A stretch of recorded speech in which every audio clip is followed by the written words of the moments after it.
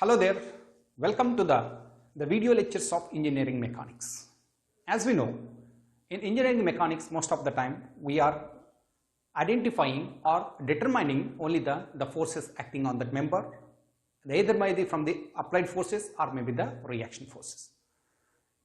In this one, we are using one of the important topic that is going to be the moment. The moment is nothing but the force into perpendicular distance.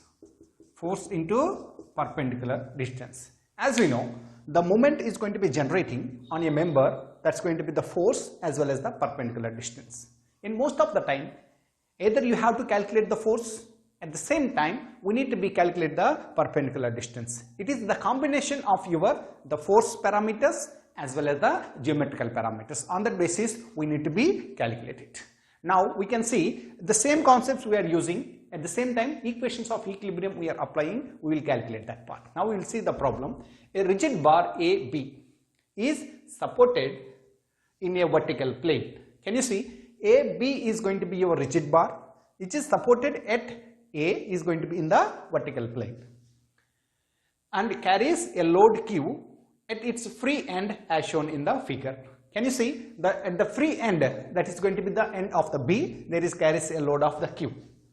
Neglecting the weight of the bar itself, the self weight of the system is going to be neglected. What is here? That is the AB is going to be neglected. Compute the magnitude of the tensile force induced in the horizontal string CD. So there we can see when there is going to be a load is at B that is going to be hanging over here. So then what happened? The object is going to be trying to fall from that position. So we need to be keep in the same position. That's why the string is attached at the middle of your AB bar and to the vertical. That is string I am going to be say the CD. Can you see the inclination between the vertical wall as well as the bar is going to be making an angle alpha. Now by using this one we need to be calculate the tension, how much it is going to be existed in your CD string. So once we understand the given data, now I am going to be trying to draw the free body diagram. As we know, the free body diagram is nothing but the remove all the supports or so that we are going to be showing with the reaction forces, right? So in this case, can you draw the free body diagram? So in this case, the first we need to identify what are the supports we do have. Can you see? In this case, AB is the bar is our main concentration, right? What other than that, what are going to be supporters we need to find? The main object is your AB and what are the other parts are going to be supported. Can you see at A there is a hinge is there, at C there is a string is going to be connected, at B there is a load carrying is there. Now it is going to be very clear that the main objective is the AB is supported at the 3 points, at A, C as well as the B. Now I am going to be removing all that I am going to be showing with the reaction forces or applied forces. So there we can see, and this axis is going to be representing your rigid bar. So then this point is going to be your A and this point is going to be your B and this point is going to be your C. So what I am going to do, the first applied forces what are there, that's going to be the Q applied force is there, that I am going to be showing here. This is going to be your Q. Now what else we do have? Now I am going to be cut this string at the middle. So then what will happen? That internal force will become the external force that I want to show towards the left side. This is going to be your tension in the string CD. Now the third part is going to be the support at A. If the point is going to be hinged. As we know that the hinge means there is two types of reactions will going to be generating, which these two are trying to restrict the moments at A. So what are the forces we do have? That's going to be one is going to be your RA. So that's going to be the reaction at A in the vertical direction, the reaction at A in the horizontal direction. So that means the hinge, the support has the special character that it is going to be generating the two types of reaction forces. Now we know that the distance between AC is going to be L by 2 and BC is going to be L by 2. And same time there is going to be making an angle alpha between the vertical part. If I want to find out the tension T, so what I want to do, I need to apply either the equilibrium equations in the horizontal direction, equilibrium equations in the vertical direction, or the moments about a point is equal to 0.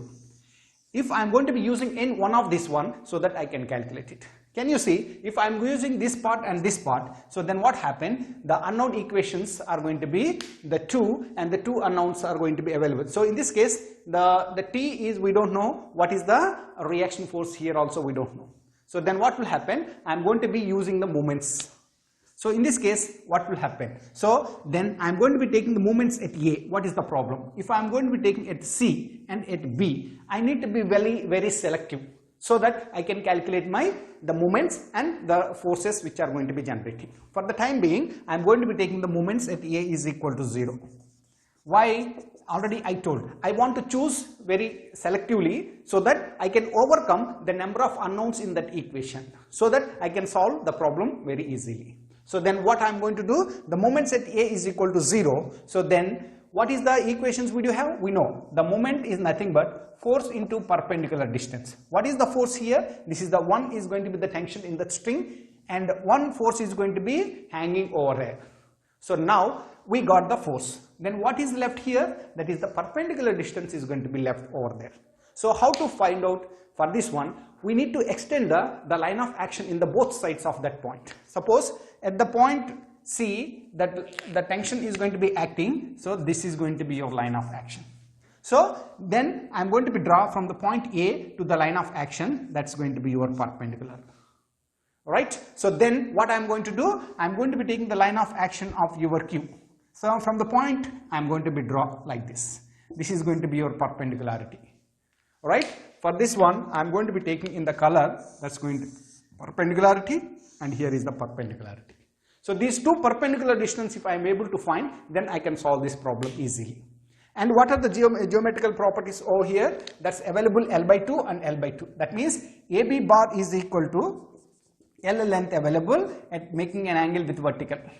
Right? At the same time, vertical means here also it is going to be making an angle alpha.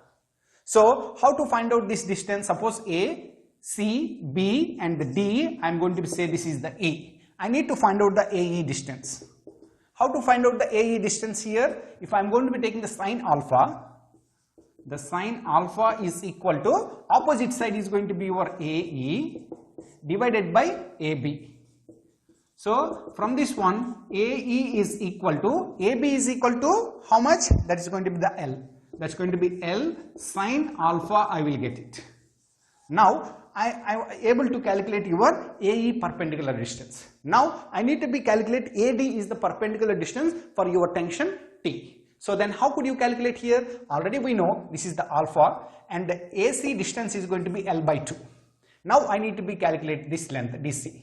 So what is this one? It is opposite to your angle. Again I am going to be taking in the triangle ADC. Suppose I am going to be taking the sine alpha is equal to, what is the sine alpha here? That's going to be opposite is your DC by your AC. Then DC is equal to AC is equal to how much? That is going to be L by 2. That is L by 2 sine alpha I am going to be getting. Right? Once if I am going to be getting the AE and the DC is going to be representing, that's going to be,